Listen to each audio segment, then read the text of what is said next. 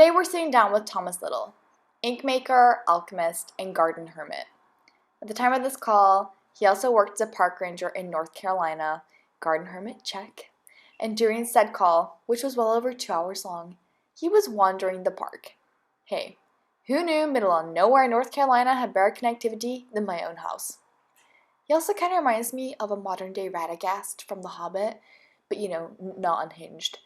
From sunrise to sunset, between bush and bracken, Thomas expresses his values in ink blotching and a cross scroll, telling the tales of the environments that surround him.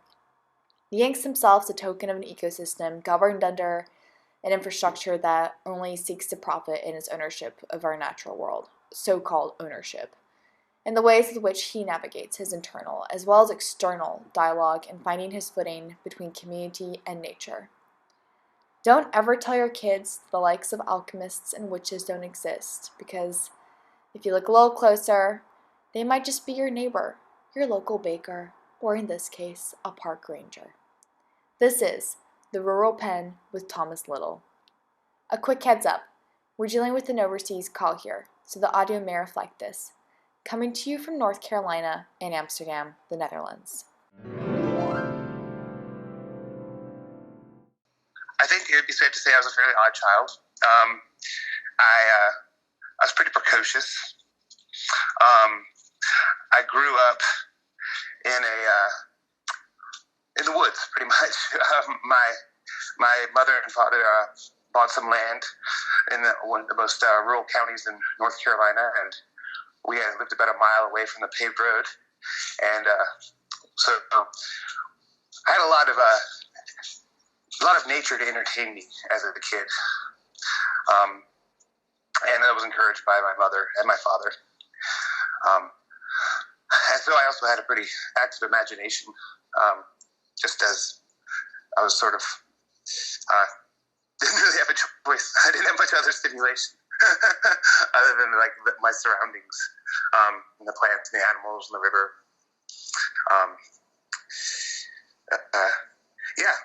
I liked to draw a lot when I was a kid. I was always sort of been a creative person. My mother sort of encouraged that. That's about me. And was there much of a community where you were at? Did you have, say, friends that you would be doing this with, or was it pretty isolated? It was definitely isolated.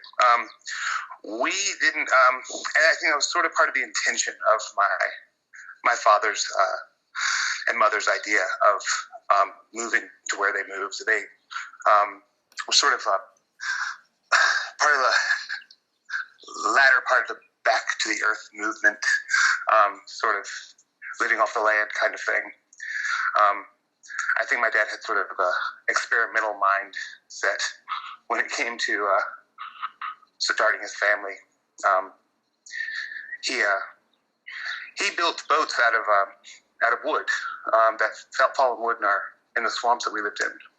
So he was very much sort of in tune with the place that we grew up. And of course, we lived next to a river, so that makes sense to have boats just come and go. So a lot of my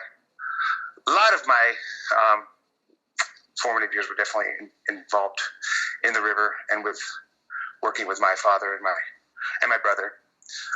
But as far as the community goes, we really didn't have a whole lot. And that was I definitely felt that growing up in school. I definitely felt a little bit different for a variety of reasons, but definitely that was a contributing factor. And if you don't mind me asking, how do you feel that this has impacted you on, say, more of a long-term spectrum? I feel like it's given me a perspective in how I sort of perceive the world. Since I've grown up from this vantage point, I sort of feel like I see things a little bit differently. that, especially now, and you see, this is sort of part of my whole life. You know, I left the area that I grew up in, and I've come back to it since. So that probably also adds to my perspective of things. But I don't know. I feel like I appreciate things a little bit more richly than I would say a lot of people do in the rural area that I live. I feel like a lot of people don't quite know how lucky they are to have a lot of natural beauty around them. And I don't like to take that for granted. And I feel like this segues perfectly into kind of what you do today. If you could give a basis to your profession currently. Well, yes. I sort of have two professions, I like to think. By day, I am a humble park attendant. I work at a state park here in North Carolina, at one of the Bay Lakes. So I'm sort of surrounded by nature. I live here at the park in the barracks that they have here. It's really nice. I sort of like to entertain the idea that I have sort of a monastic lifestyle where I sort of, I'm like a modern day garden hermit where I tend the grounds and, lead a quiet little life. And by night, I like to make ink. I'm an ink maker.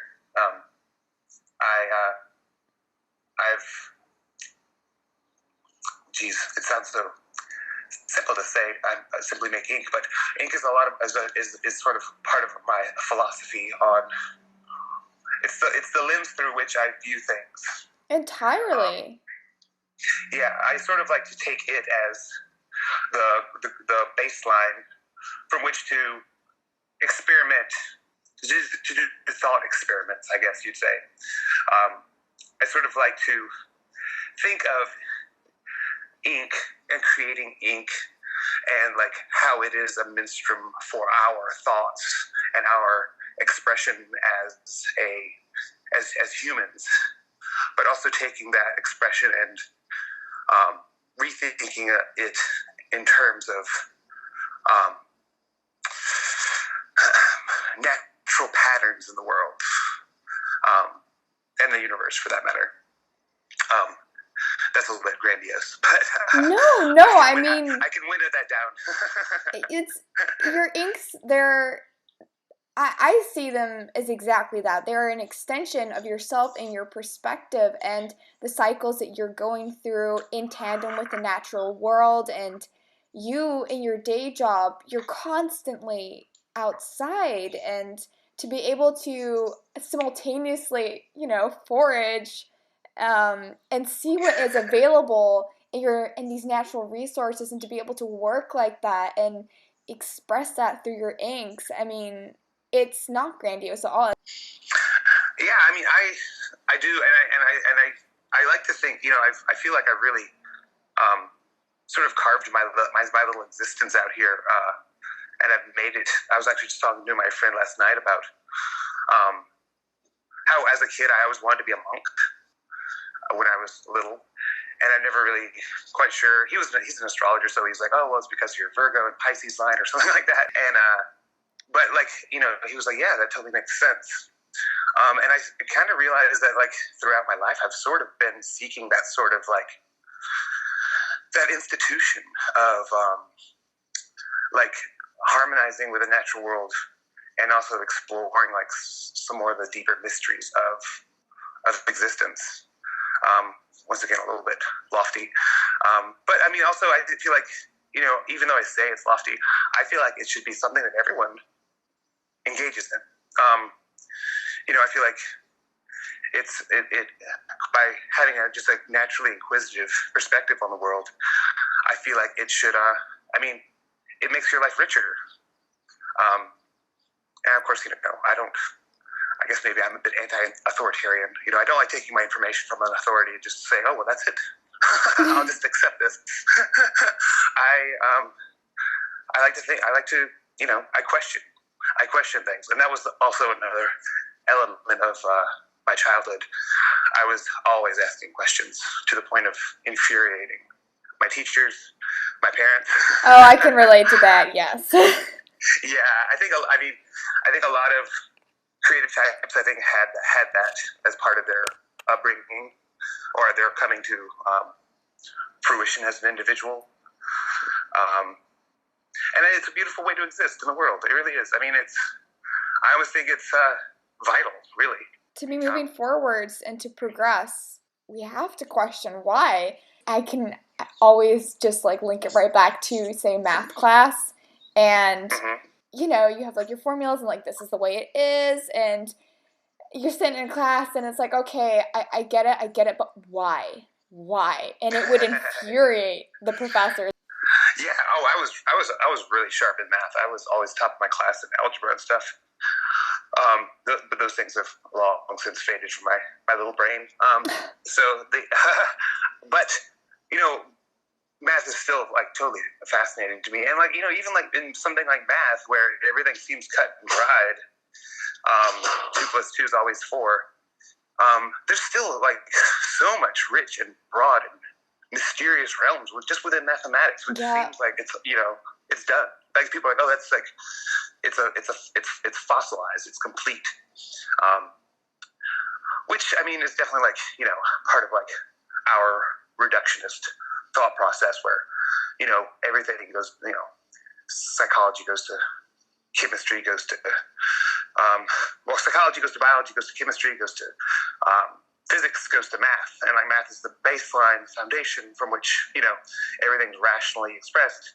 So therefore, every person is pretty much just a really complicated equation. But even if you get down to that level, yeah, it's not that simple. There's so much strange things. Yeah. That go on in math. Like that can even be expressed as like, you know, everything to the 0th power is 1. How does that even make sense? Right. I don't get it. So yeah, mysteries everywhere, and it's worth pondering. I mean, I love how you described your work as a holistic synthesis of art and science and magic. And how did you get into natural ink making? How did I get into natural ink making? Well, so I guess the first time I made ink, I didn't really know I was making ink. It was 5th grade, and it was a science project, and or maybe it was a history project. It was a history project, and we had to pick somebody to talk about. And I picked Houdini because I don't know. I was in 5th grade. Magic was cool. It still was cool. But I was like, yeah, Houdini's great. And I was like, well, then I could do a magic trick for part of my, you know, presentation. And one of the magic tricks was, it was called the wine to water trick, where you take a glass, you pour it into one glass, it turns dark. You pour it into another glass, it turns clear again. You pour it into another glass, and it's dark again. I did that trick. I did that trick in front of class. But before then, we were pretty poor when we grew up, and it was like right around the time of my birthday, and I was telling my dad about this thing and this trick and what chemicals involved. And he went out to the drugstores like all over town trying to find these chemicals. We still had old-timey drugstores where you could actually go and buy chemicals across the shelf. Wow. And he bought all these things for me. And in essence, it was pretty much just like a little chemistry set.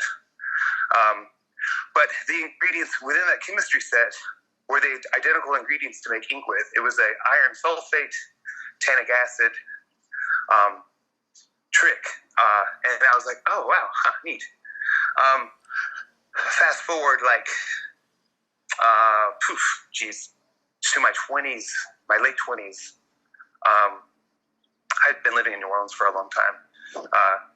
Totally, wildly creative times. But my mother passed away. And so I find myself coming back to where I grew up. And I came here and I was like, I need to be around my family. So I was like, okay, how am I going to exist here? Because it is vastly different from New Orleans in that there's really like the culture's not nearly as rich and as exciting and vibrant.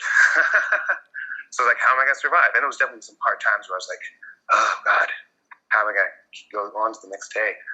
So I took like jobs, the only jobs I could really take, because, you know, there aren't jobs for wildly creative performance artist / filmmaker / puppet maker in this area. So, you know, I was the waiter, you know, doing all the little like jobs you do to get by.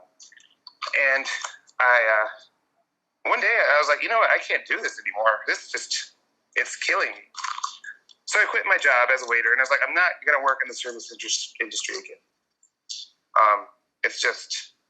I just can't do it. So I was like, well, what can I do? I was like, I could draw. And so I was like, well, I can make ink. I know how to make ink. Because at this point, I'd done a little bit of reading about ink. And I remembered that old trick of making the water to wine trick. And I was like, oh, well, so that's just that. I can make ink. And I can make ink with things that are here in my yard, because I didn't realize at the time botanic acid was actually something that was everywhere in plants. So I was like, that's it. I can make ink. I can live off of what I make and what I do with what I make. And I found a little ad on Craigslist for an illustrating gig, and I applied, and that one didn't pan out, but then the next one did. And so then I became like a freelance illustrator for about 4 years, doing kids' books for a vanity press. I mean, it wasn't like anything huge or anything, but I was living off of what I was like. I was living doing what I enjoyed with what I made, and that felt really like I don't know if I'd say, well, empowering. I'll just say empowering. But it was more than empowering. It's also sort of just like, it felt natural and right and holistic. I mean, like I felt like I was building my world at that point. So that's sort of, I guess, I don't know. Does that answer the question? Yeah, no, you're coming into an alignment with yourself and building upon that. And then that evolved. So I sort of I decided, you know, I want to experience like a little bit more of a lifestyle where I can focus more on my artwork and stuff. And I found this job here at the park. I thought, this is cool. I can augment my illustrating jobs with this little park attendant job, and I also can live here for free. So I was like, that sounds great. And I'll live here. You know, I was like fantasizing. I was like, I could have my little monk existence here. And you know, I don't know if I even was thinking about it in those terms at the time, but in retrospect, I was like, of course, that's what you were doing. And so I found this job, and I started working here. And gradually, like, my illustrating jobs sort of dried up. They were probably drying up a little bit before then too. And I was okay with that, because I really wanted to focus on sort of like my own personal expression. And so like ink throughout that point was like, you know, sort of a fascinating thing for me. I started making the ink that I make. I don't know if I will segue into the actual inks that I'm making. The ink that I make is sort of a variation on iron gall ink, which is a very old ink recipe that dates back to around 1110 or 1100 AD, maybe earlier. Some scrolls have indicated there was metallic inks used before then.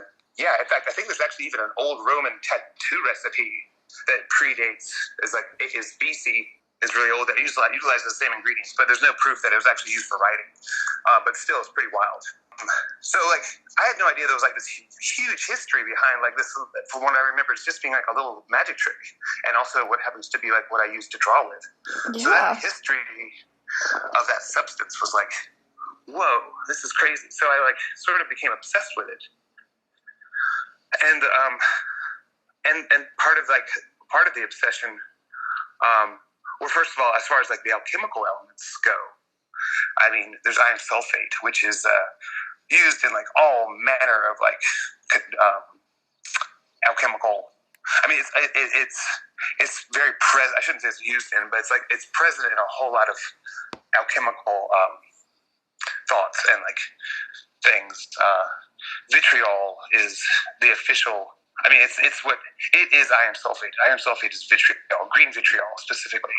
Now, a lot of people think vitriol is like sulfuric acid, which is, you know, and I mean, now when people say like, oh, that's such a vitriolic statement or whatever, that is what they're referring to. It's just like its causticness. Really, that was expressing oil vitriol, which is distilled from vitriol. So there's a little confusion there. So whenever I say vitriol, people are like, oh my God, you're talking about like acid stuff. I'm like, no, it's not quite like that. I'm taking notes. I'm writing all of this down. I've posted, and if you want to, you can go back through some of my older posts. I mean, like I sometimes cover territory on that over. Oh yeah, yeah. I have definitely deep dived. There's been rabbit holing. So yeah, but there's that part. But what was really interesting to me was the gall part. So it's iron gall ink, and it's a mixture of iron sulfate and gallic acid, which is derived from galls that you find on oak trees. And so, I was started reading about oak galls, and that was a whole other world. It was just like fascinating, this life cycle of this wasp. So oak galls are caused by this wasp that burrows and makes a little like agitated area on a tree that then develops into this almost like fruit that is like wouldn't happen otherwise except between the interaction between this plant and this insect. It looks completely different from the rest of the tree, and it's just like this sort of strangely miraculous development. It's like it's sort of like this parenting, or this like, you know, it's like the tree nurtures this wasp. I mean, you know, people would say it's a parasite. I don't really think of it quite like that because it doesn't really hurt the tree. The tree's not dying from these things. It's just sort of like a service the tree almost just provides. This fusion of nature. Yeah, but then when looking at the wasp, the wasp's life cycle, these wasps, they're the gall wasps. They alternate sexes generationally, which blows my mind. So, like, you have a wasp that, here's the cycle. So you have the gall. From the gall hatches one generation of wasps, and this wasp is sexed. So it's a male and a female wasp. And they have wings, and they fly, and they breed. The male dies. The female burrows underground and goes to the roots of the tree. At that point, people aren't really sure what happens, which is amazing too, because it's still a mystery. What they do know is that after what happens next is a parthenogenic female emerges from the ground, the next generation. So that sexed female goes underground, lays eggs. The next generation is entirely female, and also wingless, and looks completely different from the other species. And that wingless female climbs back up the oak tree, makes a little agitation in the plant tissue to cause the galls, and lays its egg there. And then the cycle begins again. So you have like this crazy, and like there's so many like rich like mythologies you could get from it. You have like this tree of life. You have like this forbidden fruit. You have like this parthenogenic virginal birth kind of thing. All these circles of life and how this rotation is represented throughout so many different rituals in nature, and the fact that they haven't even recorded what happens throughout the entire process yet. I mean, and it's great, and it's also, and so another part of that whole thing was, who Alfred Kinsey is? No. He was the Kinsey Report. They made a movie. I think Liam Neeson was in it. Alfred Kinsey was sort of like the first sexologist, I guess. He was one of that statistic, like, every 1 in 10 person is homosexual sort of thing. He sort of like set the stage for the whole sexual revolution in his studies of like people's, sexual nature, and sort of broke open the doors about like, whoa, so people are like, not what we thought. They have completely different sexual proclivities that, at the time were like so taboo, but in reality, like most of the people had them. But he began his career studying gall wasps. So he studied gall wasps and was fascinated by their like alternating sexual generations. And so he like amassed this huge like collection of galls from like throughout like the Americas. And before like one of the things that I think is so tantalizing about his work prior to his like sex studies was he was on this mission because gall wasps they breed and then they lose their wings and then they go underground to their host tree and they do their thing. So as far as their migration pattern goes, like it's pretty small. Like they go from tree to tree. They don't like really fly, great distances. And so because of that, you could trace like you could almost like geographically trace their evolution. So he was on this quest to find like the Gall wasp or the tree, the tree where like these wasps like from which it all stemmed. Yes. So like there was this like I like to imagine like this beautiful huge tree that had like where this whole like life cycle came from. This like gall wasp Eden. Oh, it reminds me of like the ultimate tree of mana. The tree, like the tree of life that's in so many mythologies. Like, geez, it goes back. But like, seeing this, of course, like, seeing this through the lens of like this little wasp. But he abandoned that. He didn't find that grove because he started getting involved in like the sex studies of humans, which completely changed a lot. Yeah, to say the least. But that was a whole other trip that I was on, and like this is uningredient ink. And in that way, I was like, this is the fruit of knowledge. And I started thinking about like the gall wasp as like sort of mythopoetic creature that sort of like began like this the creation of ink and like this sort of like this whole like wave of knowledge. Even though ink predates iron gall ink. Is relatively young ink. Ink goes way back as far as like a substance. If you want to define ink as something, but in my mind, I was like going there. Yeah.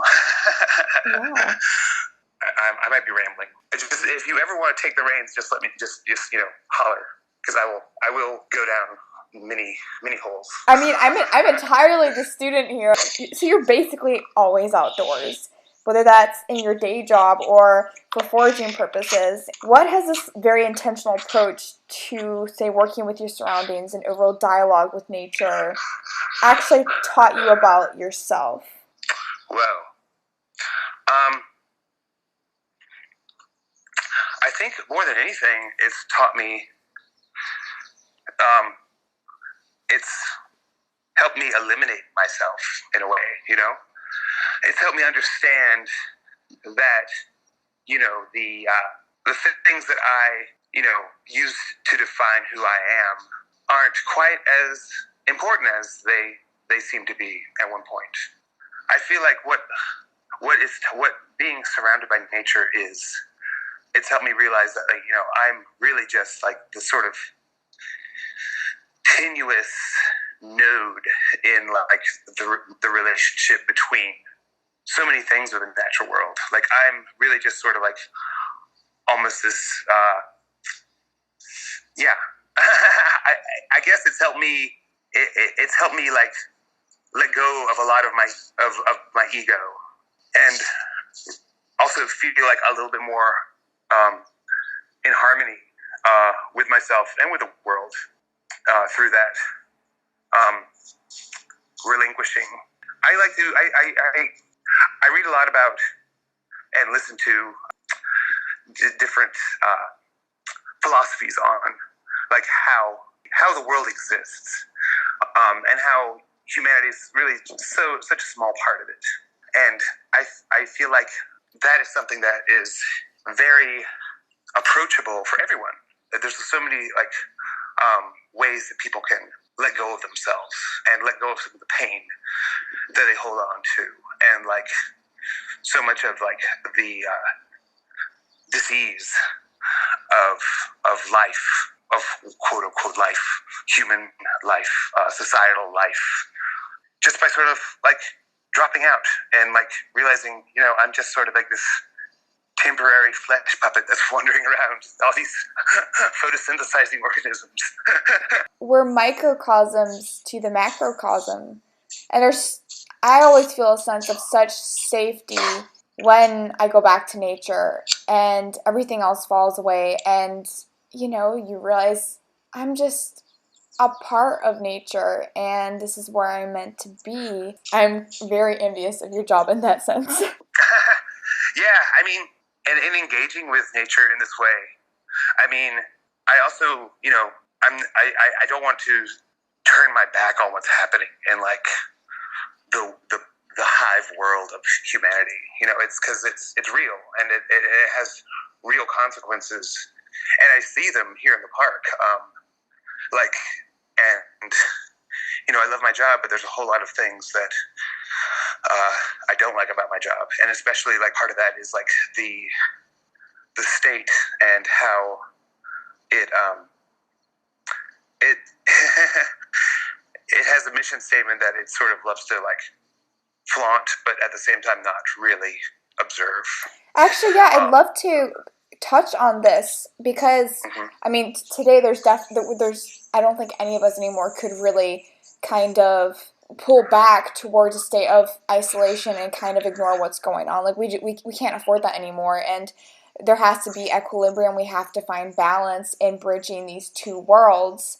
And so from your perspective, I'd love to hear what that is like within your setting, how kind of the state is going around the management of its environment and that connection with people. Well, I mean, so the mission statement is conserve, educate, and recreate. That is sort of like, I think, as far as the state of North Carolina, I think that's sort of like their motto. But that is like, what is conservation, and what is recreation and education. The thing is, at the end of the day, it's about revenue, and that's just completely unrelated to what's important to to what parks need to be. There's a lot of like complete wasted money going on in parks, but there's always like, the parks need more money because we need to do this. So this is an example of what is, I find, very disheartening. I've heard from like the higher ups. There's a word going around that they're going to legalize alcoholic beverages in state parks, which, in my mind, and this is not coming from any place of judgment, as far as like, I totally like my beer and wine all day long. But I know and I've seen that this is going to have a detrimental effect across the board, and especially in the sense of conservation, because people are going to trash the place. They're going to trash the place. It's going to be violence. There's going to be lots of like reckless, risky behavior, and the only reason, and the reasoning is the state feels like it would bring in more money. Yeah. And first of all, it's ridiculous because what they need to do, if they're really concerned about money, is like cut all the wasteful spending that they do, if that was really the thing. But that just goes to show like they're totally putting that as a priority over the important thing, which I think the more important things in a park is conservation and education. Recreation, yeah, I mean, enjoy nature, but it's not, recreation doesn't mean trashing it, which I think a lot of people think of when they think about, I'm gonna have a fun. It's recreation. I'm gonna have a party. It's gonna be fun, and whatever. And I see that a lot here. I'm sorry, maybe I'm venting a little bit. No, I mean, like, the fact is that we're turning to our nature as exactly that, as recreation, when it's not recreation at all. It's it's our home, and that when we see that as a chance to kind of take a break from everything that's going on in our lives and just vent out into the natural world, there has to be that shift in perspective there. Where are you seeing that spending going to that you would say is just complete waste of time? Because I can almost see it's kind of a vicious circle going on here as well, where they're trying to bring in more people, and with the means of alcoholic beverages and like kind of legalizing that, but on the other side there's a vicious circle where you're just going to be across the board seeing a complete neglect and like trash all over the place. Well, so as far as like wasted money goes, there's a lot of people who want to put their finger in the pie. So if we want to build a structure, and this is an interesting example. So if we want to build a structure, we have to submit a plan. That plan has to go through a board. That board goes into a black box in Raleigh that I don't know if anyone knows what happens there. It comes out, has like, lots of little stickers on it. It's sent back to the park. The park draws up a budget or how much they think it would happen. It gets sent back. So there's like this back and forth that takes place over years. And I'm serious, like 2 years at least, if you want to have something done. And then it goes, so like, all that is like money. All that is people, like, justifying their existence, or justifying their job by saying, well, yeah, I had to, change things because that's what I do. Even though in reality, like, if you just want to build a shed, just build a shed. That's all you need to do. Yeah. But there's like just so much in the chain of the bureaucratic chain that gets eaten up, and that's one way that things could be pared down. It's just like, you don't need this. You don't need all this. And when it goes into that black box, really, like, you don't know where it's going. It's going into the general fund. And the general fund can be spent on almost anything.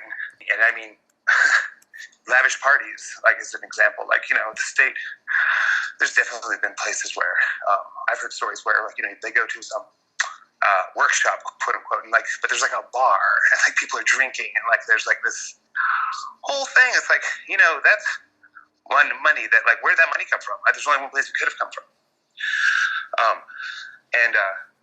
Like, that's an example. Like, people are just having fun with it, having fun with that money, and spending it on things that are, like, not vital.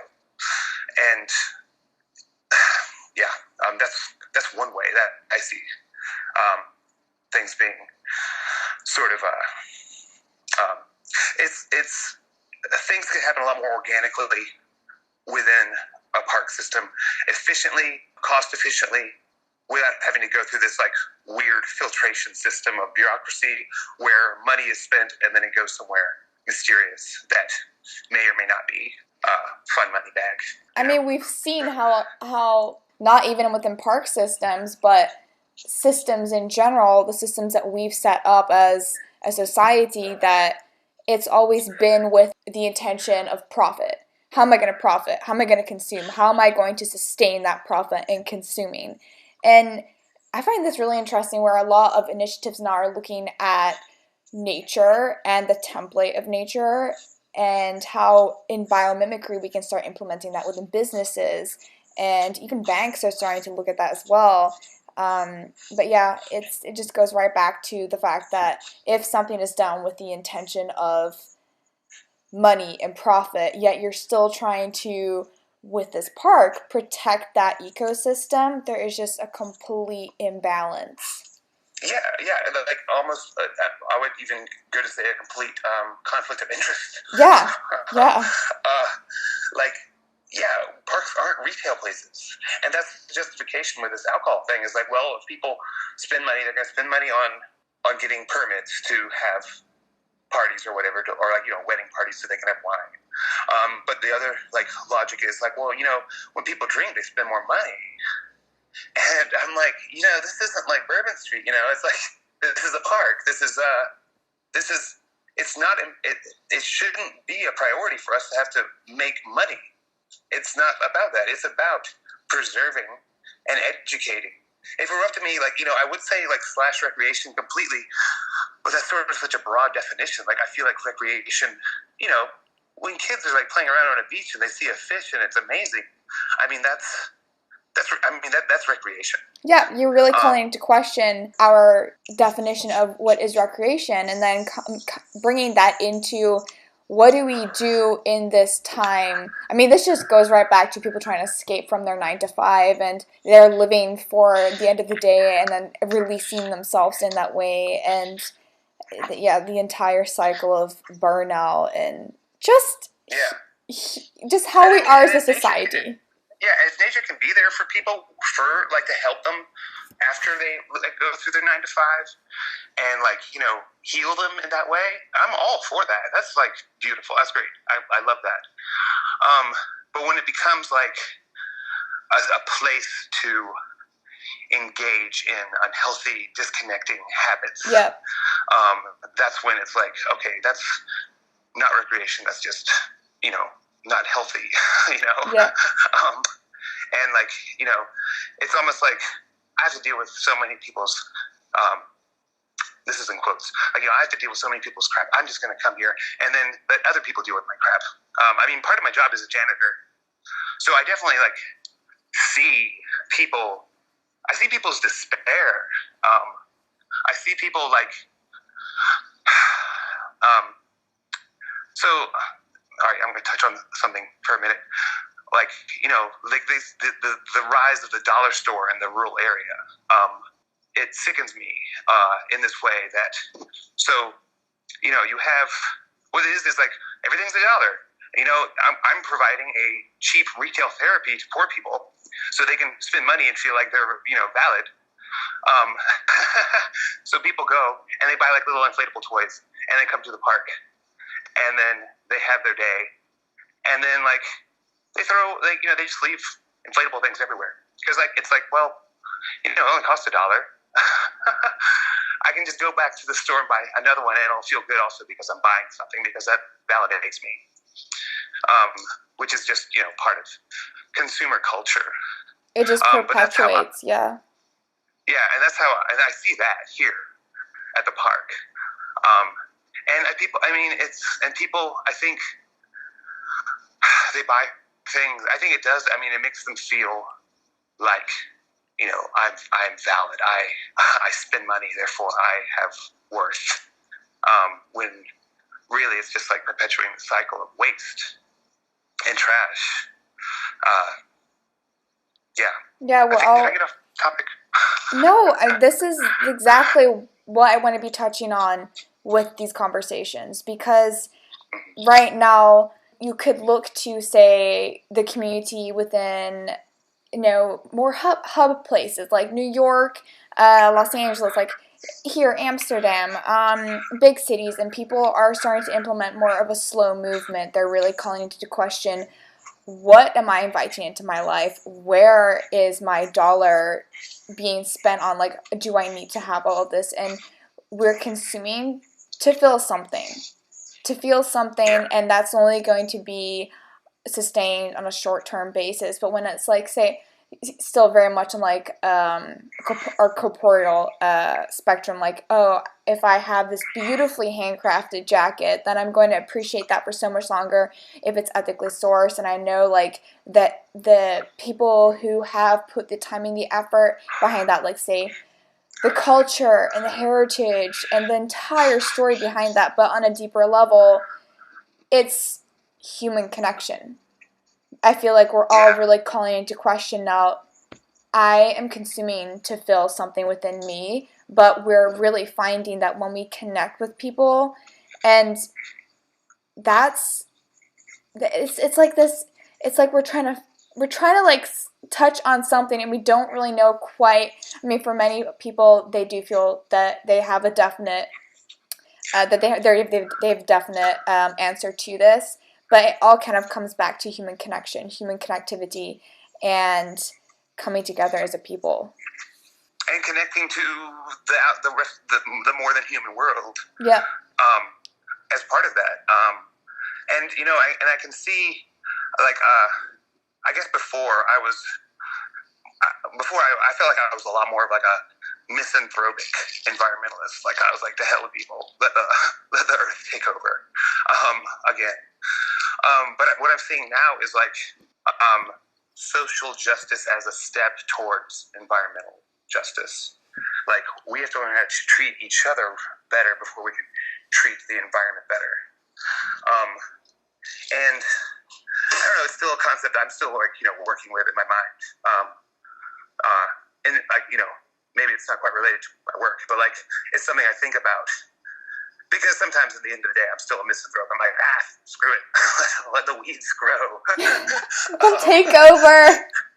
Yes. But I mean, it's not fair. Because we do have to heal ourselves before we can heal the environment if we're going to approach it that way. And like part of that is, it's saying like, you're buying some plastic thing that was shipped across the world, made by people who are, almost enslaved, if not genuinely enslaved. And like, yeah, there's no human connection there. And people don't even think about like the life of the person that made this object. And like what sort of world they live in. It's the intention behind everything, and you're just seeing that on a first-hand basis with the park and the intention with which they want to expand on, and that's revenue. It's profit, and the vicious circle just continues. And, also part of like living and working in the park, it's like we manicure spaces for people to enjoy nature. And that is, it's always sort of a tricky thing for me. It's like, we're making places where it's okay for people to enjoy nature, but by that, at the same token, we're like making it less natural. Yeah. So that's like this, paradoxical, like, idea. And in what ways are you doing that? What? In what ways are you doing that? Oh, we mow. I mean, we mow the grass, we weed eat, we kill poison ivy, we kill wasps. In those ways, and I mean, yeah, I understand. Like, okay, wasps can hurt people, and poison ivy can hurt people. I mean, I understand these things. But then there's other things, like we have this shoreline where I'm walking by it right now. Like we weeded it down so people can see the water. But I'm like, there's all these like plants that like live on the shoreline. That like that's their like interstitial environment plants. They can only live there, but we are like getting rid of it so people can look at the view. Yeah, but that's where education comes in. Yeah, and I mean, there's parts of the park where that still exists, but it's like yeah. I mean, it's a tricky subject because it needs to be accessible to people in order for the education to begin. Yeah. But at what point do you say, well, let's just mow the whole place down and like have a great big yard? That's where like the recreation sort of starts superseding the conservation. Yeah. And I think that the parks, you don't make money conserving something. You barely make any money educating. I would even say you don't make any money educating. But you can make money from recreation, and like that bubble is swelling in that tripart thing where like, well, money's getting made with recreation. That's sort of like becoming more of a priority, which it needs not be. We didn't talk much about ink. I'm sorry.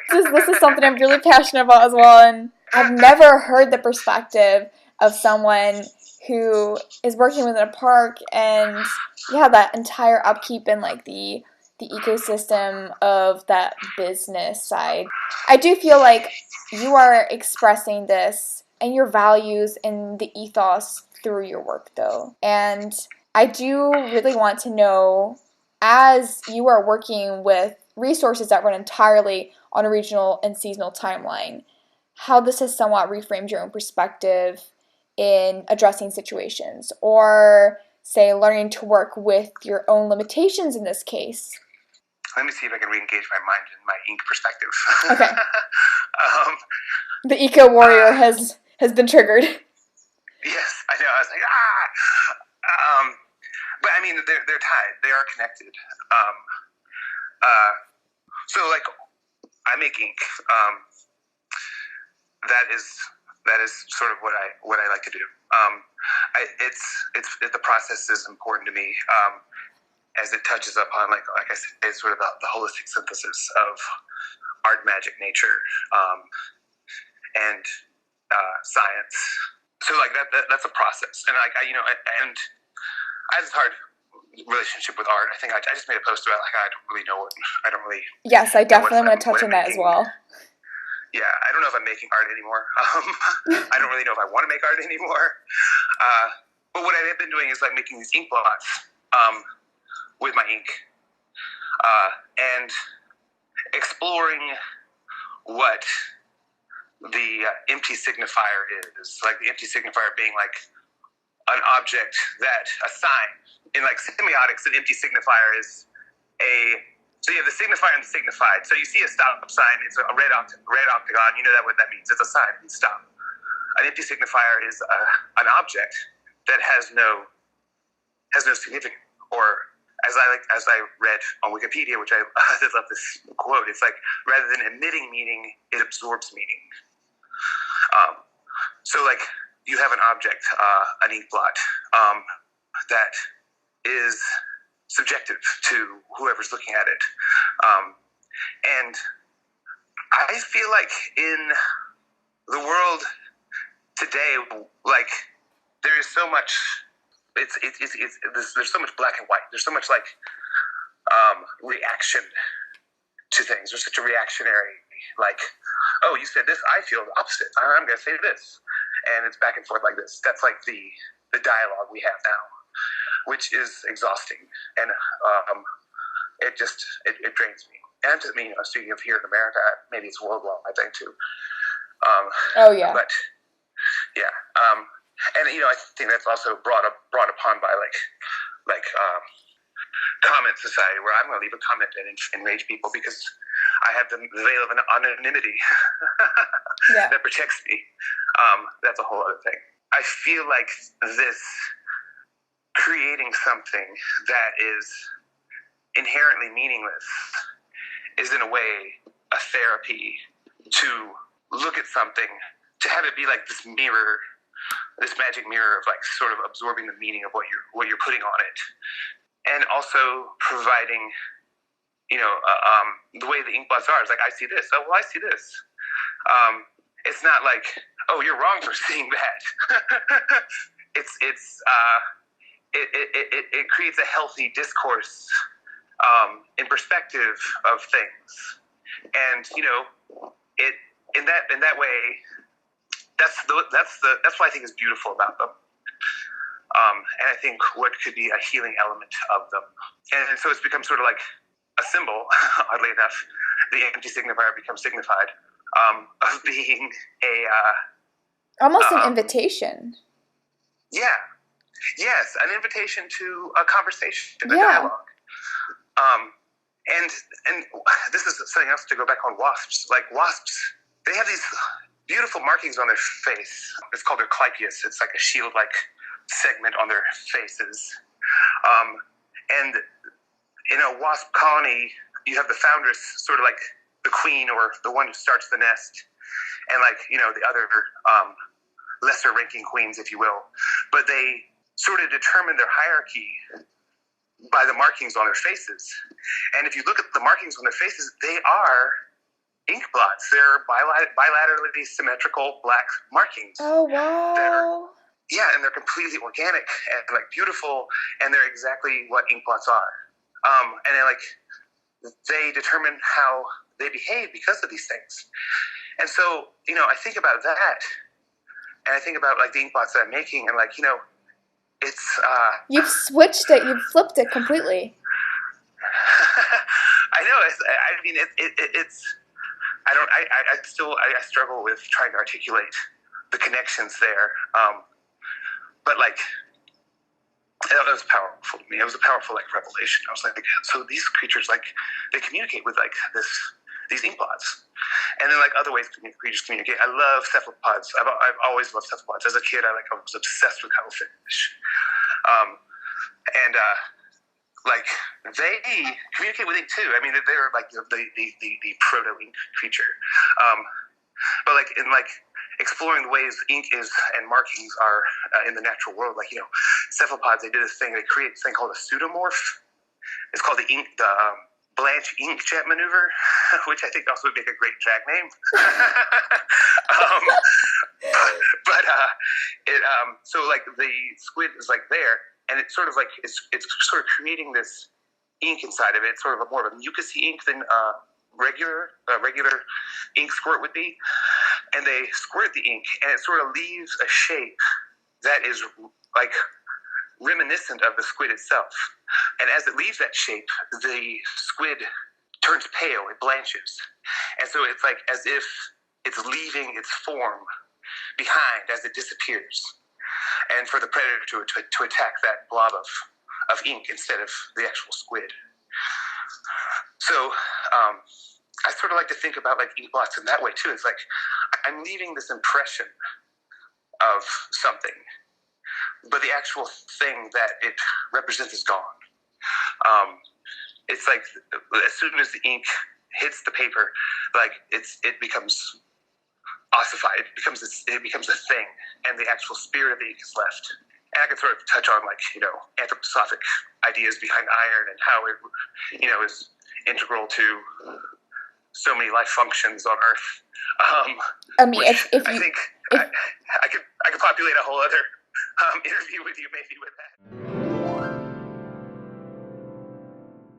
That there's at least an underlying level of exploration and trust to the process, especially where I'm starting the testing new ingredients. Complete greenie, but how has your instinct helped form your practice? Because, I mean, I can only assume that you're still coming across all these new ingredients as well to some extent, or, you're continuously formulating new things, and so where does that instinct come in?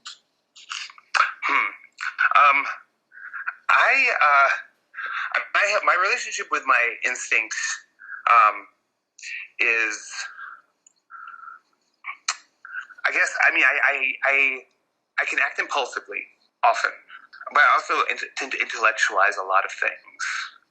So I feel like my intellectualization of things is informed definitely by my intuition.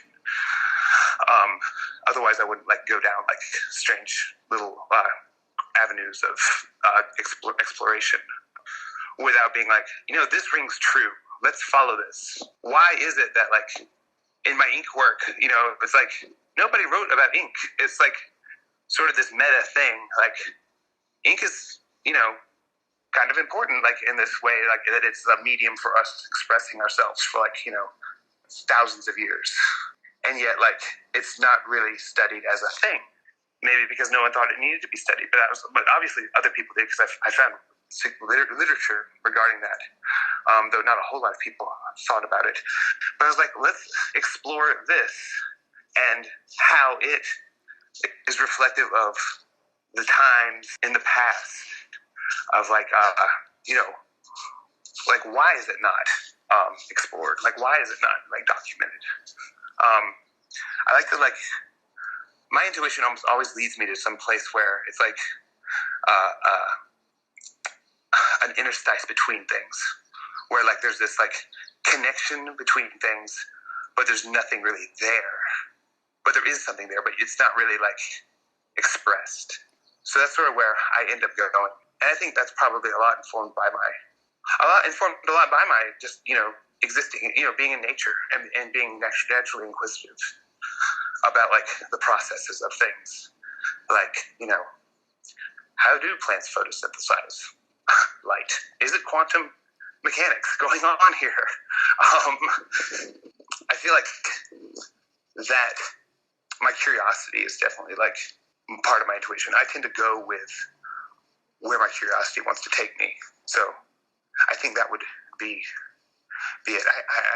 I sometimes, I don't know, sometimes I have a hard time articulating what my gut instinct is. Yeah, it's almost what you're saying there, where it's there is something there, but there isn't really And it goes, back to people's perspective of intuition and gut. They're like, I can't actually break this down into a spreadsheet to pitch at the company I'm working at and Right. relating like the decision I just made. And the higher ups aren't going to listen to, oh, this is my gut telling me this. The voice is in my head. It's a hard thing to put your finger on. Yeah, and that's beautiful. Because like as much as I like to, sort of like, maybe analyze things, ultimately, like, you don't want to do that. Mystery is like, it needs to be mysterious. Like, it needs to be like things we never know. It's beautiful in that way.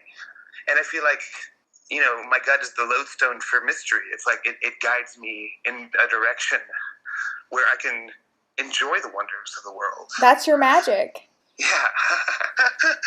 I feel like that is, it is. And the thing is, it's accessible to everyone. It's like everyone can have, and everyone has these feelings. I know. It's an innate compass. And I just wish people could almost, I feel like if everyone was more in tune with that, in tune with it, there would be, I feel like there'd be a lot more harmony in the world. Who knows? Maybe not. Maybe it'd be terrible. I mean, we could bring. I kind of don't think it would. we could bring that right back to taking care of ourselves first before we can take care of nature. And as we are an integral part of nature, we need to start with that. And I feel like a lot of people, in not being in tune with themselves and being in tune with that intuition, they forego that entire process of learning who they are. What do they want to do here? What is their mission here? And you get lost in the 9 to 5, and then all of that circle, that's where it kind of really stems. Yeah. Yes. And even like to extend, like, in a more like spiritual way or religious way, I should say. Like, I have conversations with some of my rangers and the people I work with, and they, I don't want to, disparage anyone's belief systems or anything like that.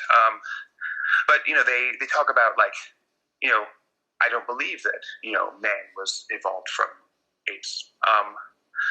And I have a really hard time with that because it's not because, it's not because they believe that. It's because I don't feel like they did the work to find that as an answer. I feel like they were like told that and like, okay, that's good. That's good enough for me. And I also feel like it's totally irresponsible as a steward of nature to like just let that be the case, but then like have all the wonders of nature around you that seem to indicate, that there is like something like evolution or whatever you want to call it, like, like the motions and movements and beautiful, graceful things of life that you're going to just reduce down to something that, you have not really like done any sort of work on.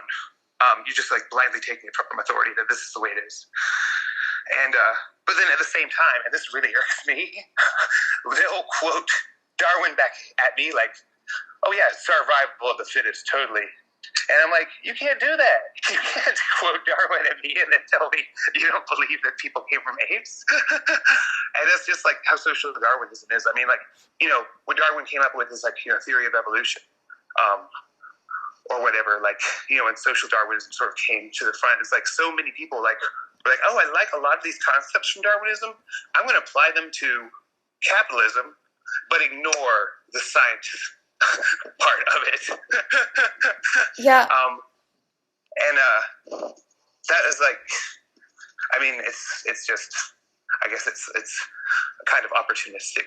I don't know. I feel like there are people, and that's like, it goes back to like sort of like, people following their intuition and following their like, natural innate curiosity to explore things. I mean, I'm not like, saying, there's no God, or, I'm not going to, preach against people's belief systems. That's fine. Like, I respect whatever you believe.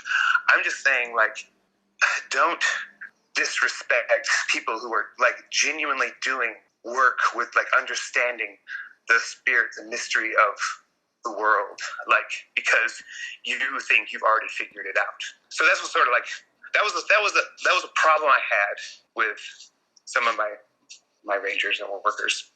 And I mean, it's something that, if it's being informed, if that's informing your perspective, haven't you really truly understand and appreciate and educate about the park or the world in general, Sorry, I was getting ranty again.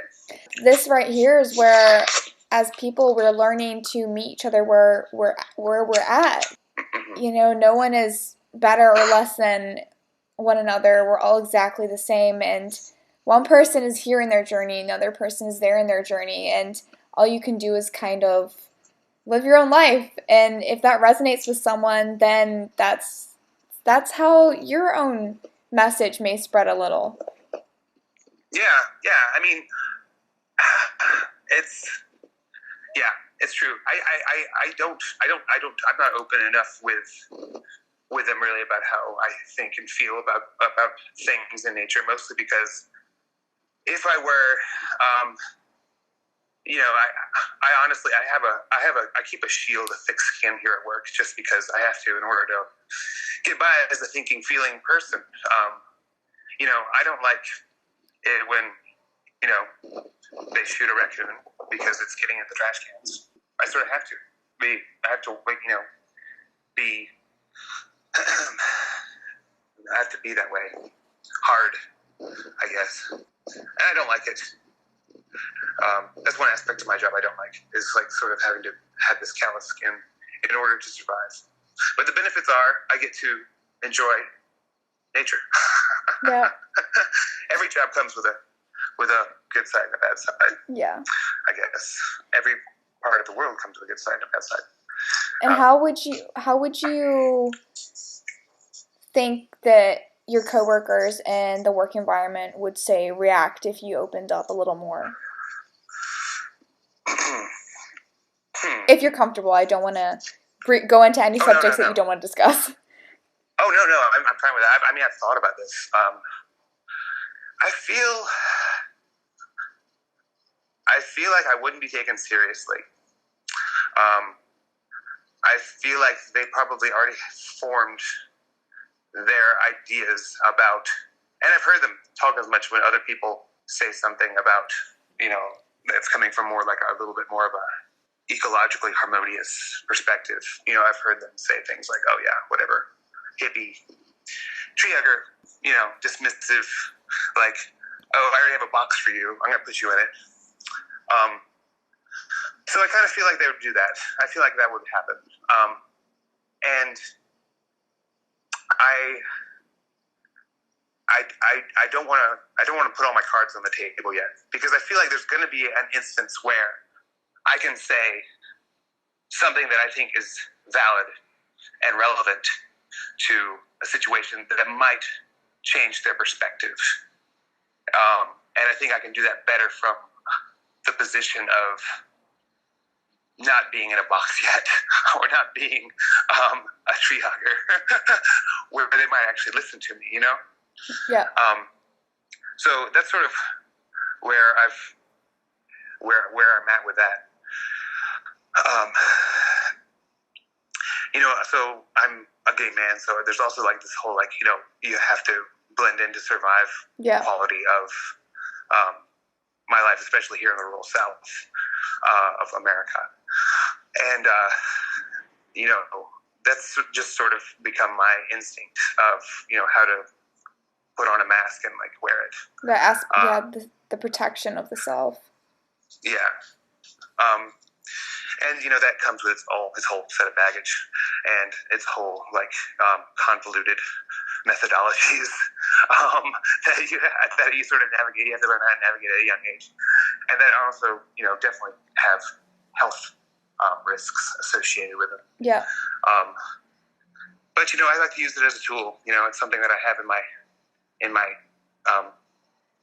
toolbox. So I definitely will take advantage of the skills that I've learned and honed in order to survive. Yeah. How does your color palette actually reflect this current phase in your life? Right now my inks. I do love the different colors of ink and like the different formations of ink through these things. I work right now with iron-based inks, as iron is also in like the sense of the nature of the substance of iron.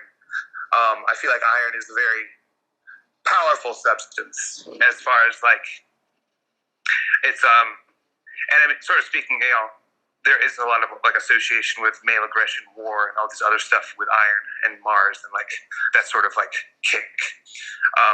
But iron is also like this really powerful sense of self, of individual, which I like to play with because I like to divorce myself of ego, but like by having a substance that is also ego sort of centric, or ego like manifests. It is just the way iron presents itself in the universe, as being what it is. Like, Mars has always been associated with iron. And like, lo and behold, all these years later, when we actually like just figured out what Mars is, it's covered in iron oxide. It is iron. That's why it was presenting itself as iron the whole time. And like, iron is like the first element in the nuclear fusion process where energy is no longer in surplus. So like, iron is like the death knell of stars. Iron begins like when the star starts making iron, it pretty much starts dying. It sort of like it reaches its point and entropy takes over, and it becomes another thing. So like, in that way, iron is like this sort of like psychopomp of elements. Not to mention like magnetism and like the mysteries of magnets and like how that's like this whole. I mean, it was wild. But also like goes back to like sort of like the lodestone of intuition. Because it's a guiding force. I feel like iron is a very guiding force. But to get back to color, all my iron inks, or all my inks are iron based, and therefore iron sort of dictates the palette, which at the moment is red and black. There's two other iron colors you can get, blue and yellow. They involve a little bit more of a chemical dance to get to. But my inks being black and red, iron galotane, which is the iron black ink that I make, and then iron oxide, which is the red ink that I make. So black and red. And then like the idea of color saliency, it's also called the hierarchy of color, which I don't really like because they're like hierarchies. But like in languages of people, it usually goes where like colors start appearing at certain points. So you have usually the first color words that come into a language are black and white, like darkness and light. But the third is almost always red. It is always red. So you always have black, white, red, and then after that, the other colors sort of fall into place. Usually then it's green or yellow, and so on. So red is like has like this primacy and the saliency for people when people look at it. And I mean, also like, when people like fall, they get knocked out or whatever and come to, red's usually one of the first colors they start perceiving, and then other colors start coming to light. So red has this like really, I mean, it's a powerful color. I mean, it is. I mean, I think that's sort of universally acknowledged. And definitely within the manuscript tradition, red and black. Red is the rubric. Rubric means red. Red is the first letter, or like the first phrase, or like what is highlighted as important, which goes all the way back to Egyptian literature. And black, which is like the body of the text.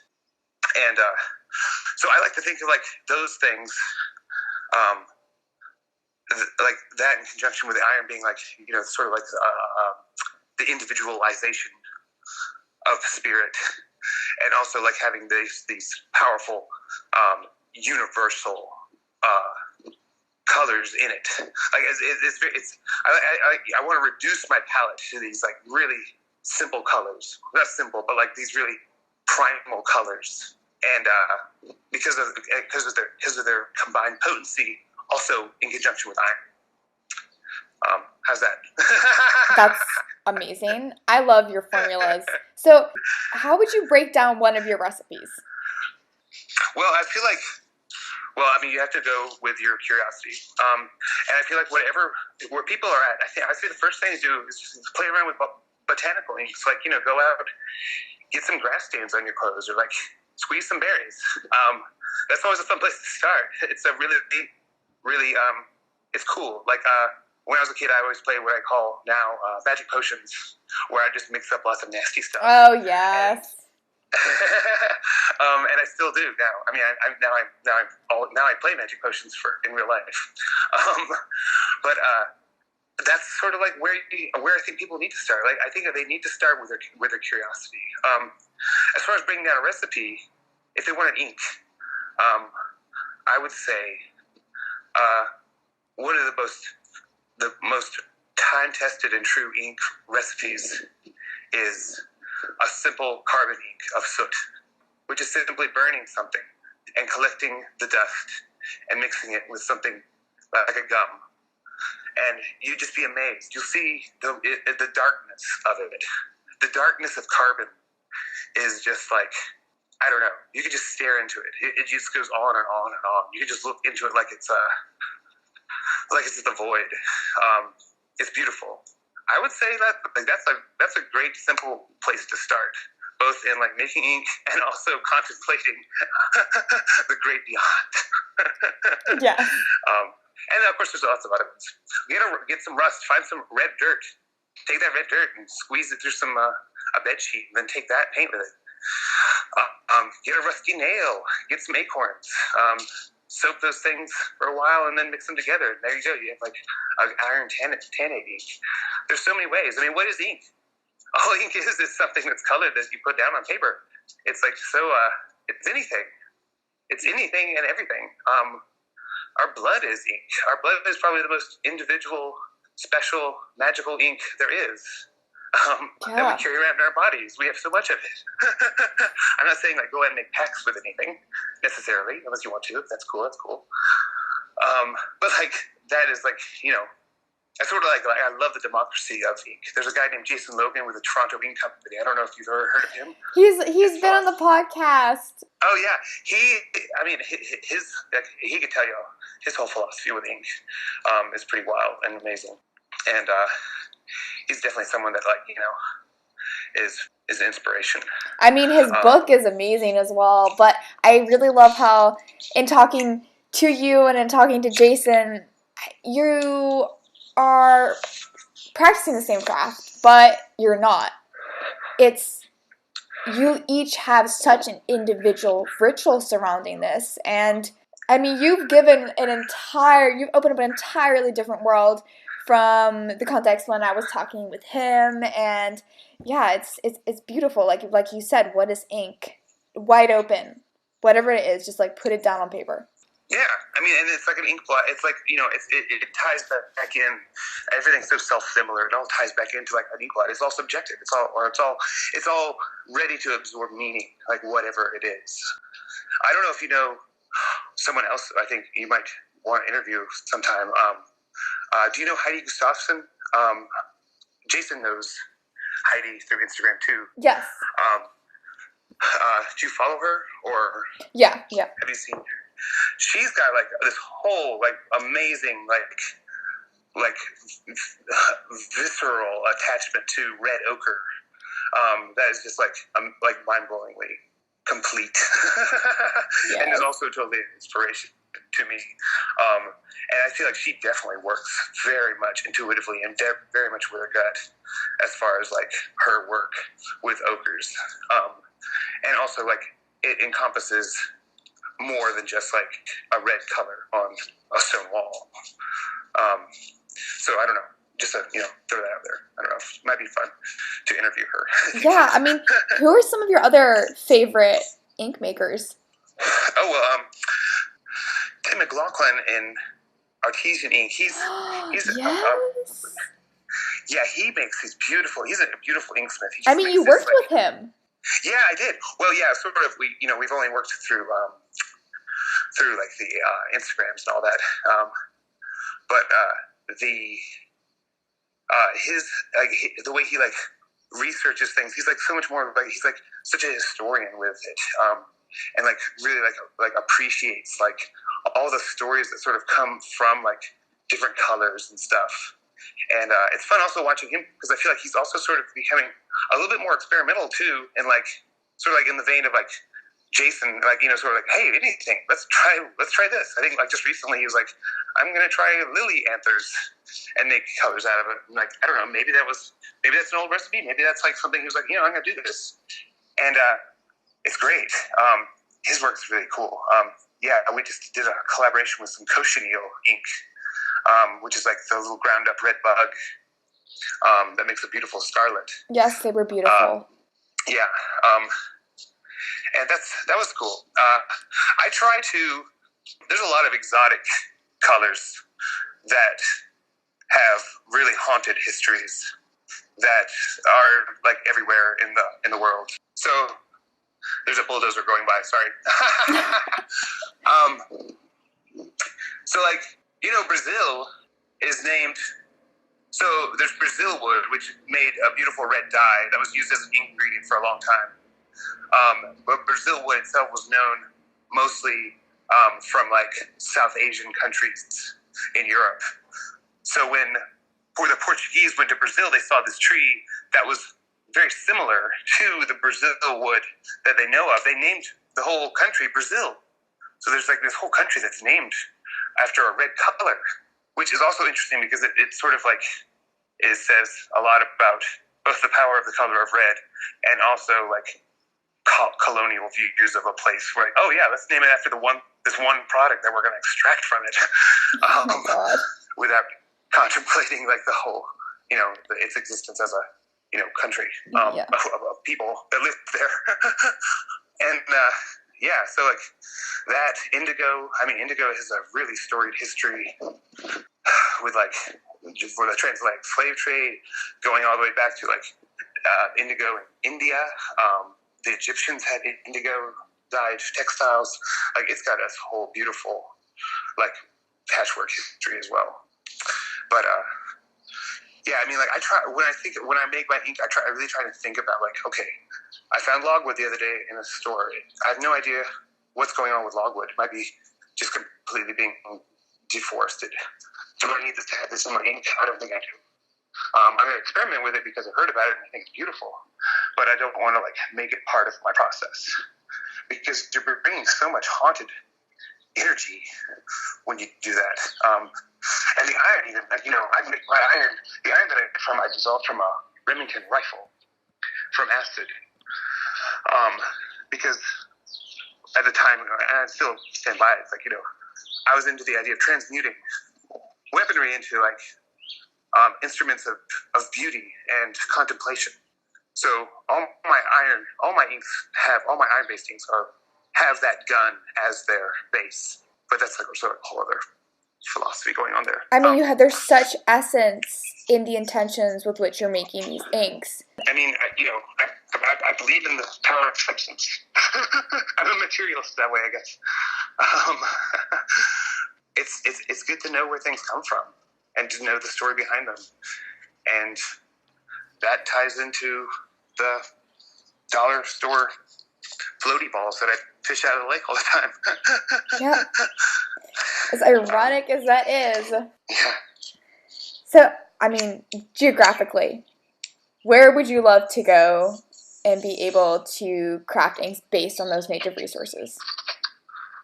If you could go anywhere. If I could go anywhere and do what I do. Work your magic. I would want to work my magic in places. I want to work my magic in cities, honestly. I feel like there's a lot of... One of the projects I'm working on is growing sumac, which I use now for my ink. I don't use oak galls because I don't want to disturb the little wasp's lifestyle. And sumac works pretty well as a substitute. It also has a beautiful history as well. But like I have been figuring out how to germinate these seeds, and I want to make seed paper to bring and sort of like to recolonize urban areas as with a useful plant that is an ink orchard. I call them ink orchards, because you can use them for that as well as a lot of other things. It's a very useful plant, sumac. But I think that I would like to. I love. There's lots of beautiful things. There's beautiful plants that I'd love to see that are in exotic locations. There's a plant called the chanchi berry in the Andes that has this beautiful red ink that turns black that apparently can survive the corrosion of seawater, but also has this sacred use among the indigenous people there. I'd love to see those things. I'd like to look at them, but at the same time, I feel like my work needs to take me to places that need to be remediated. I guess that's where I need to go. It's where I dream to go. I really would like to. I would like to go to a temple, maybe a Tibetan temple, a temple where the calligraphic process is still rich and being used, and I want to be part of. I want to see what that ritual is, and I want to feel it when I see it being executed. I think that is really it's beautiful. The beautiful ceremony of it, the beautiful thought behind it, the beautiful intention set before you put pen to paper or brush to paper. I want to understand that better, and I don't know if that's a place. Maybe it's a process that I can, need to execute in my own life. It probably is. But still, that's sort of a place I'd like to go. That actually kind of reminds me of Jung Kwan, and she is a nun in South Korea, but she was actually featured on Chef's Table, the Netflix series, and her practice when it comes to cooking and, the entire process that goes behind the fermentation of the plants. And they have something which I'm really interested in right now. It's the 5 pungent roots, and how across the spectrum of Hinduism and within countries such as Vietnam and China, there's this overlap of Ayurvedic medicine and traditional Chinese medicine, and the entire perspective of within the yoga practice as well, where you have the yin organs. And I don't know, I could send it through to you. Her episode is, I found it beautiful. The way she reminds me of the way that you work as well. But her and her food. Yeah. It's so much of it is really about, the ceremony. It's the ceremony is so special in things. And that's one of the things I always feel drawn to Japanese aesthetic. And so many, the tea ceremony and the perfect imperfection of things. Those things really speak to me in their process, and I would like to get closer to understanding that. And I don't know, I don't know if that's a physical closeness or some other kind of closeness, but yeah, that would be great. The post that you recently put out, because I feel like as there is this increase of awareness surrounding sustainable crafts and just this general shift into slow movement, we're intentionally seeking out to implement within our own lives. And how have you found there to be a growing demand for the knowledge that you're putting out there? On a business front, would you say be looking to expand on ink production? Yeah. Well, art I put in quotation marks as being, whatever, a commodity that's exchanged by rich people after the artist has died. It's sort of what I hate. That's the quote around art that I hate. I love art. I think art's beautiful. I'm an etymologist in a way. I like to study the roots of words, and art really just means something that people made. So,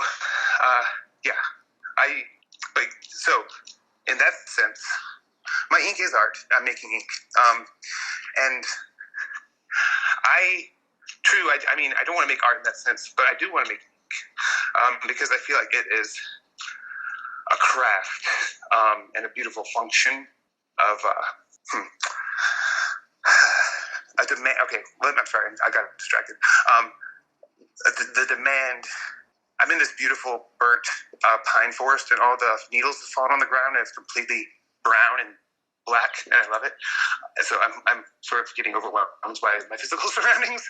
Oh no, this is perfect. I'm capturing this on podcast. Okay, good.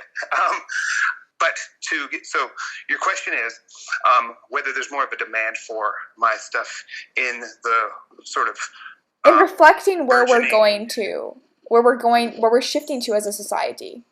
I think that there is. I think that, well, first of all, I'm not a good promoter of myself for the same reasons that, I don't like to make art. I don't like the shameless self-promotion of things. And that sort of goes back to my whole, wanting to eliminate the ego of my work. So I do feel like people appreciate that, and I do feel a lot of support from people who appreciate that, and that do value the process that I put, that I use to make what I make. And also, I feel like they respect the fact that, for a lot of the reasons, I make ink seasonally, because there's only one time a year that I really feel good about harvesting sumac leaves. And after that, I start making the ink. So, as far as scaling up production, that's sort of a limiting factor. I also feel like when I scale up production, my products suffer for sure. Small batches are definitely where it's at, as far as making something quality. So I don't know.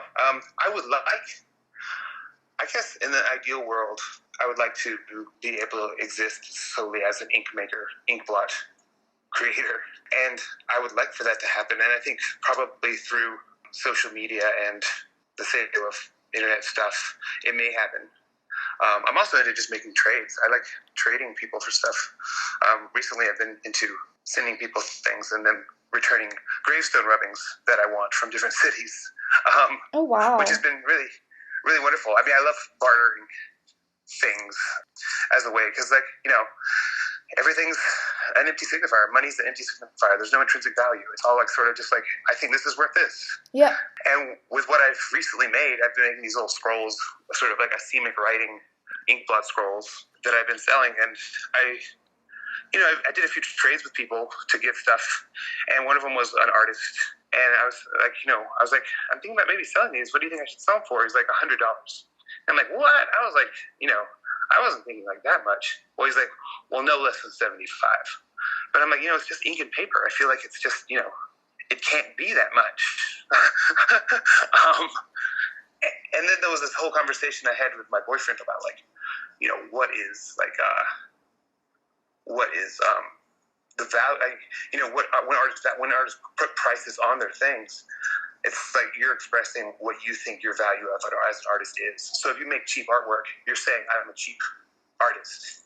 And I just reject that. I reject that because, I don't know, it's just it ties into this elitist idea of what artists are. And this whole thing of it's just all this arbitrary puffing of value, which means nothing to me. So I was like, these aren't art objects anymore. They're devotional objects, because what I do is a part of my spiritual practice, and it is something that I think has importance to other people. And I want it to be affordable, because I think it should be affordable. Now, by making that decision, I have definitely limited my ability to live off of what I'm making. But that's fine. I mean, I'm okay with that.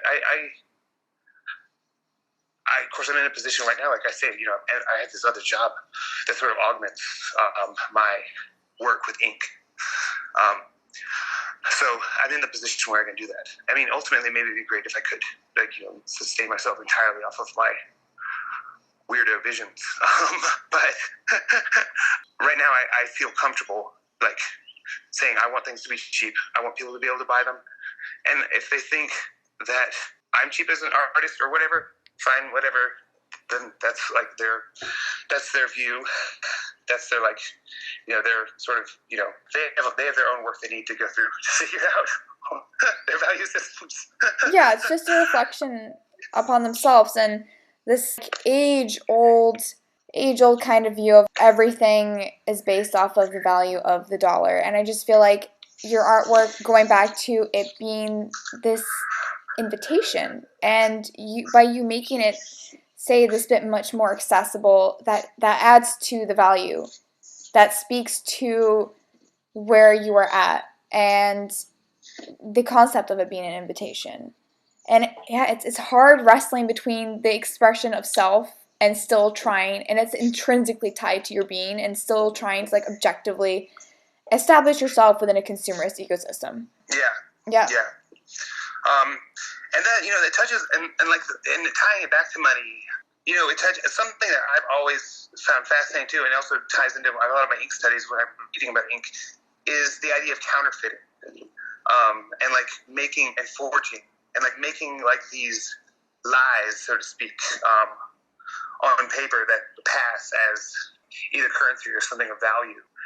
And sometimes, that can even, that develops into an art unto itself that is also beautiful. I mean, all money is just a piece of paper with ink on it that we all agree it values something. It's that mutual agreement. That's the only thing that holds that thing up as an object. Our mutual agreement on what this abstract object is. And I mean, I guess that's what, and I think that, that's what art should be. I mean, it was our mutual agreement that something's beautiful. Like if something's really beautiful, and a lot of people think it's really beautiful, I mean, that object is invested with the power of our putting beauty into it. But like, if you have something that has value to it because, oh, well, it's, associated with this personality, and this personality was very successful, and this personality has, is commodifiable. That's why this is very expensive, by ignoring, like, what people actually feel about the object. Then that's like taking the power away from like the people's view and putting it into like, okay, this is actually like a giant, $200,000 bill, essentially. Oh yeah. So I mean, like, it's about playing with value. I've even thought about making my own like currency of ink blot on paper, like where I'm like, this represents a value, and I'm going to use this as an exchange for things, which is sort of what I was doing when I was doing bartering. I was like, yeah, here, take this and give me this in exchange. It's all just so fun to play with. Like, I know there's counterfeit artists out there that do pretty great stuff and love to mess around with the establishment. But I wouldn't even say that they're not weirdo ideas to be wanting to make a living off of this, because even just expanding upon you being an ink maker, and that's not solely a form of revenue that you could depend on. I mean, like, I've been sitting here for basically 2 hours just completely geeking out at you being an entire encyclopedia. If you could be doing panels on this, I don't know if that's something that you would be interested in expanding on, but I mean, I could listen to you forever. You have so much to offer, and that speaks to the ink not solely as its physical form, but the heritage that you've been talking about, the roots and from where it came, and the representation, the symbolism, and all this, the way it ties into the natural world. I find it beautiful, and yeah, I mean, you're amazing. Thanks. I mean, I would love to get on a lecture circuit. That'd be awesome. I just have, I guess I just need to forge some credentials of some sort, which I'd love to do. They'd be ink blots on paper, and I'd say, these are my credentials. Yeah, I mean, read it to them what you think. I mean, like, if you had, say, like a website or a blog. Everyone's like, you need to have a website, you need to have a website, you need to have a website. And I'm like, I know. And when I started my Instagram account, it was really sort of like a step in that direction. Like, okay, well, let's gauge the interest of, me pretty much taking pictures of bottles of a dark liquid over and over again for a little while. The response has grown a lot. I mean, I have like 1,000 people following me, and I never thought that like I'd have that many people that were interested in. Of course, I don't know how many of them are actually interested or just following me for fun. But like, I didn't think there would be that much interest in what I do and what I think and what my philosophy is regarding my process. And yeah, I thought about making a website, but it's funny because right now, I mean, we're transitioning away from ink and paper as a society into pixels on a screen, and that is not lost on me. And actually, my whole Instagram account started as a handwritten long bill that I would send to my friends up in the mountains. That just had like articles that I would write about, like that I thought were interesting, and it was sort of like my little publication. But eventually, it got to where my hand was just so cramped up when I was writing it. I was like, I'm gonna go ahead and break that and get online. Yeah. I had to do it, and I'm glad I did, because it really does reach more people than the two people I was writing to in the mountains. Yeah.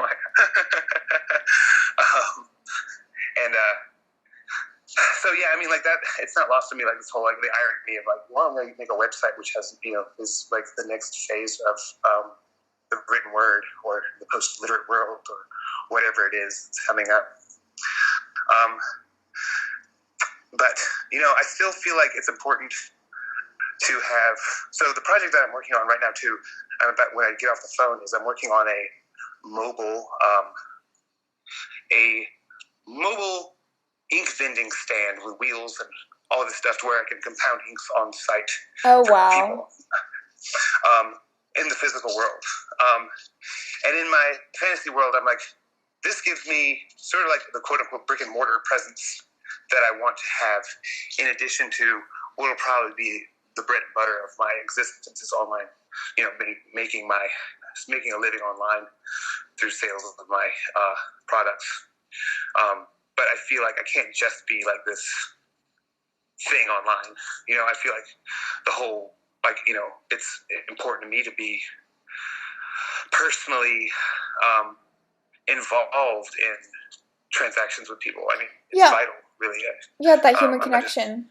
And it's a bit of a fantasy. I think it's street culture a lot. Back in New Orleans, it was very much really a real thing. Not so much here. So I'm building this thing sort of like with like these lofty ideas of like somehow traveling with it and becoming an ink monger on the square, which is delightfully anachronistic and probably not too financially lucrative. But hey, whatever. I want to live in the world I want to live in. So there you go. You see it across the board, where people who they're seeing, not necessarily even looking at the market from such a technical standpoint, but they're saying, hey, there is this thing that doesn't exist, and I want it, so I'm going to make it. And, people are stepping into themselves. They are aligning with themselves. And when you are coming from an authentic place, you see that people resonate with that. You're seeing that translate on your social media.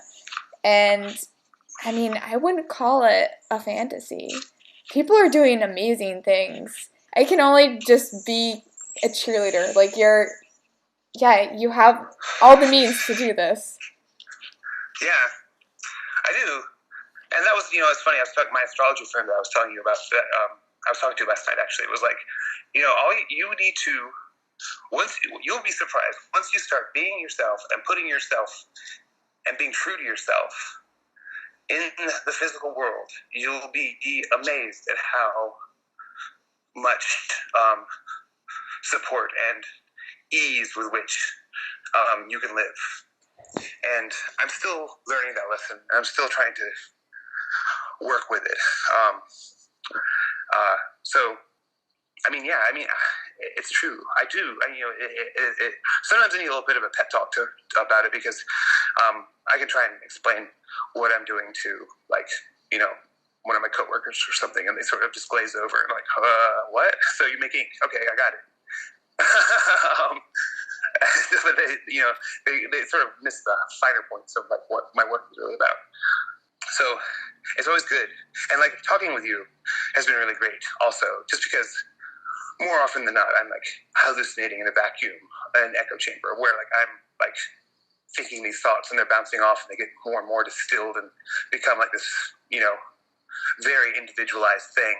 I still feel like it needs to something that I want to express and share with someone.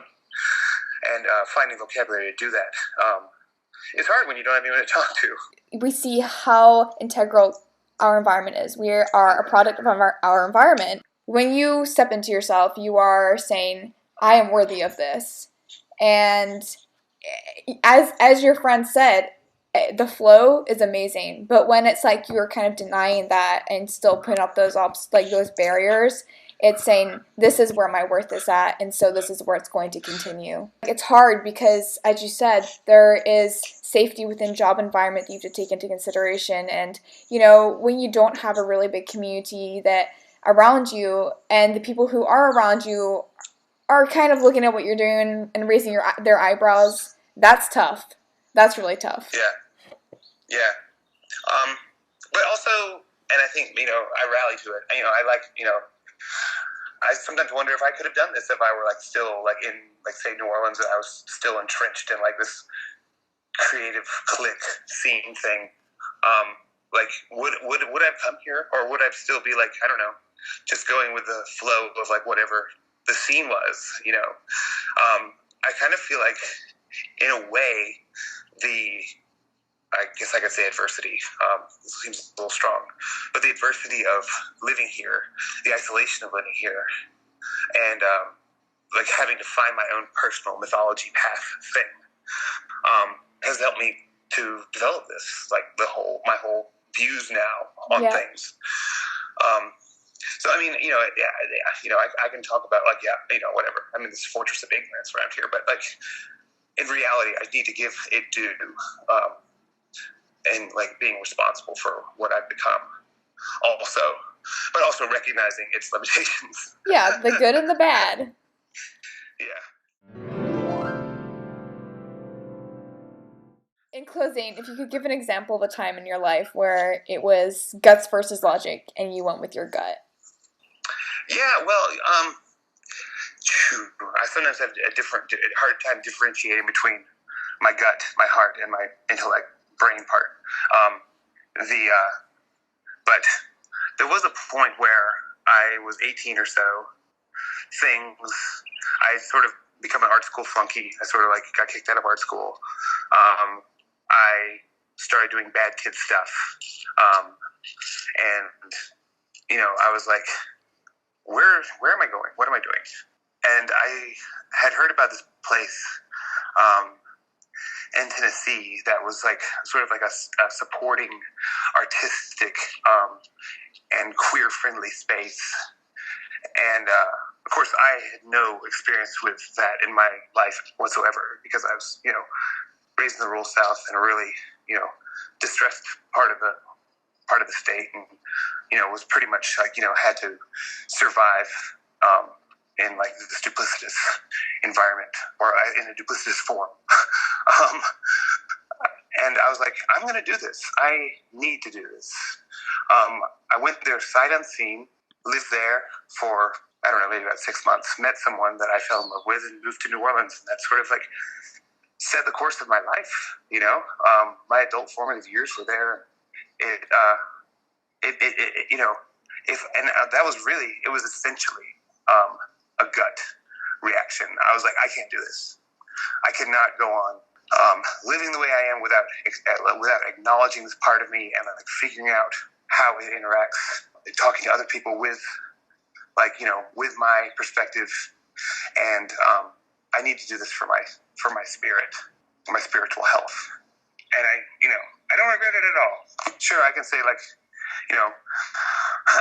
I never finished art school. I didn't go on to have a gallery or whatever I was supposed to be doing with an art degree. And I think I'm still totally happy with the way things turned out.